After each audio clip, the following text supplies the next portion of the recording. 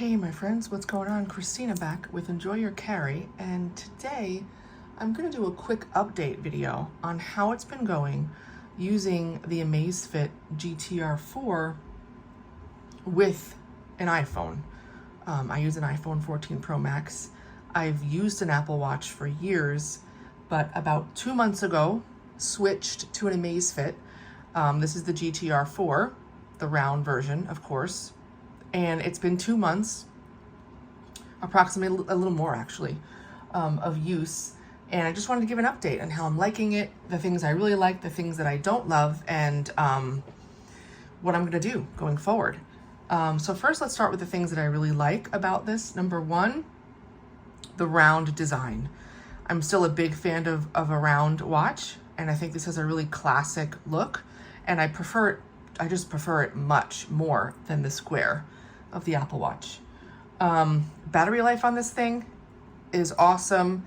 I charged it, I don't remember when I charged it. I charged it a couple of days ago, maybe.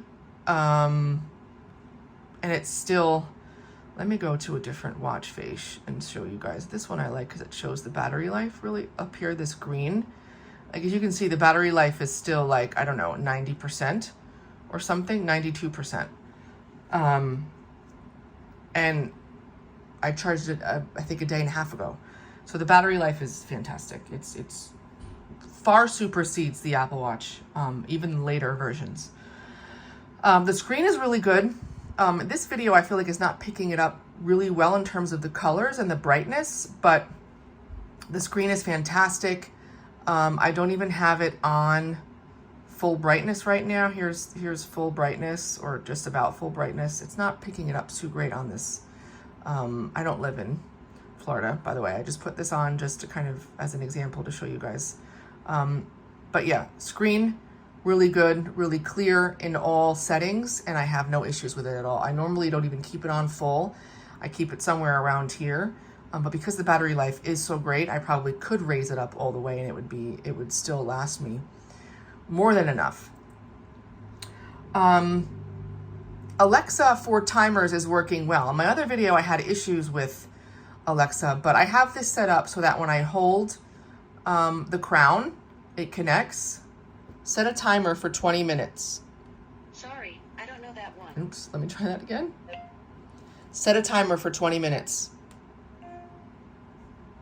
20 minutes, starting now. So I use stop the timer. 20-minute timer canceled. When I had my Apple Watch, I used Siri a lot for setting timers, like when I was cooking or doing something in the kitchen. All the time I used it. And that's what I wanted to really make sure that I could do on this watch. The GTR 4 version of the watch does have a speaker and a microphone, so you can do that. And Alexa that's built in will do certain things for you. It's a little slower than Siri in terms of the connection, but for me, it's been working well with setting timers to do things, and so that's how I have been doing it. It's been working well. Other things that have working really well. The notifications to my watch have been perfect. There's no delay in getting the notifications in terms of the texting or the email notifications, the weather notifications. They're all coming through right as quickly as they used to on the Apple Watch, so that's a good thing. Also, the waterproofness of the watch is excellent. I wore this watch on vacation. I wore it all day by the lake. I wore it in the pool. No issues whatsoever. It worked without a problem, and yeah, I'm happy with that. So that's another positive for the watch.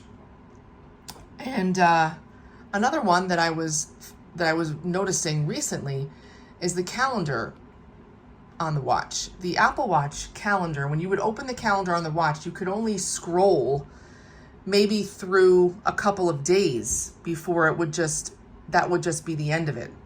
On the Amazfit, I like how you could, if I open my calendar, I can scroll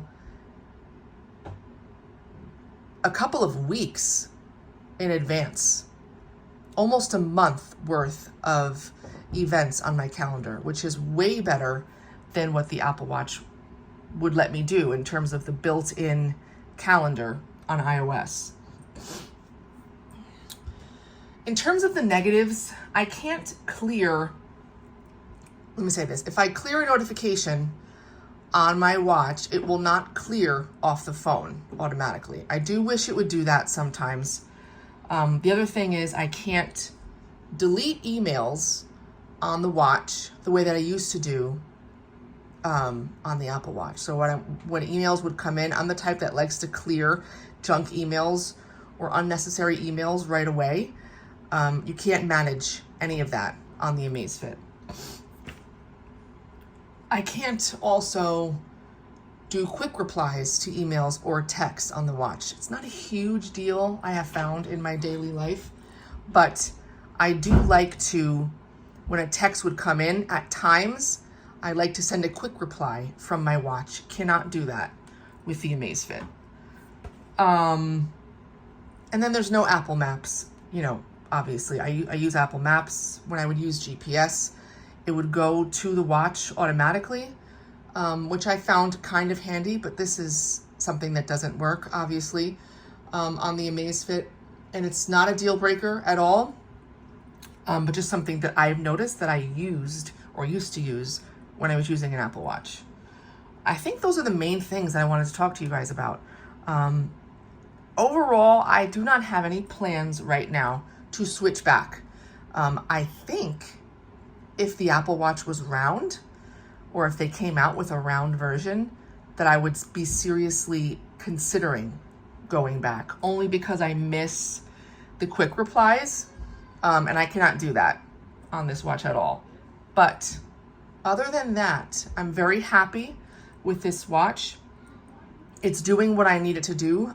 I like the look, and the battery life is so good that it's hard to want to switch back to something that requires it to be on the charger, you know, every day, basically.